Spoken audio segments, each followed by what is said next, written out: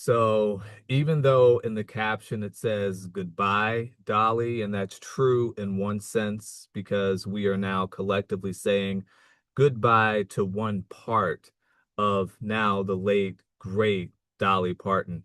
But in many ways, it very much is hello, Dolly, when we look at the big, enormous legacy that Dolly Parton is leaving behind. First of all, just in her library alone, the Imagination Library that has allowed for kids around the globe millions of books that have been donated for kids to read and keeping literacy alive. That is just itself a small but very significant part of Dolly Parton's legacy, not to mention her music catalog, the songs that we know, 9 to 5 probably being a big one, Romeo being another one, Coat of Many Colors being yet again just another one of her massive catalog. Of course, I Will Always Love You, and all of the other songs that she's written that you may not know that she wrote and that aren't attributed to her necessarily, but that were popularized. So there's so much for her to for us to discover in her legacy and for us to appreciate. And she's really the true embodiment of spanning generation gaps, if there ever was one. I recently did another video where I made reference to Dolly Parton as well as Hawk Tuah Girl and saying that Hawk Tuah Girl is absolutely no Dolly Parton, and that's absolutely the case. And in here, we're looking at Dolly's legacy and the light that is her. She's just amazing, amazing, amazing, amazing individual. Like so many others, I was really hurt in hearing that Dolly is not with us in the sense of being embodied, but certainly with us in spirit and hope and love and consciousness. So I just wanted to put that out there. And if there's anything for us to take away from this? I mean, there's so many things that there's no one particular thing. One thing I'm thinking of is that of caretaking.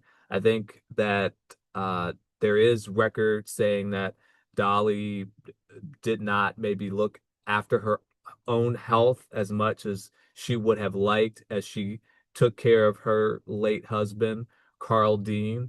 And maybe this is a time for us certainly to give our respects to Dolly. It's all about Dolly in this moment, but also too to remember going forward about the power of caretaking for loved ones, and still caretaking for yourself. So there's so much now in Dolly for us to see in terms of the symbolism now that she's leaving behind, the symbol that she always was in life, her life being so much bigger than life itself. And the legacy, I think, is only going to amplify that even more. So a true legend that there just won't ever be anyone else again like her. She's one of those rare sorts of talents and figures that it seems like it's almost like a once in human history sort of situation here, for her to have the longevity that she had. 9 to 5 is one of my favorite songs by her, if not the favorite. And it's so much as quintessentially Dolly. Dolly in her discipline, yes, in her work ethic, her industriousness, just the catalog of everything.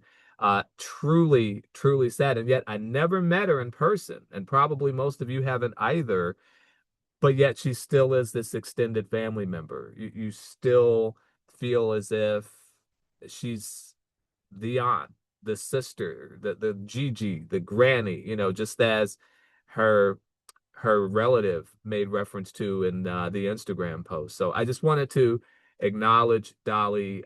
What a figure. It's goodbye in one sense, but really the bigger takeaway is it really is hello, Dolly, in an entirely different way.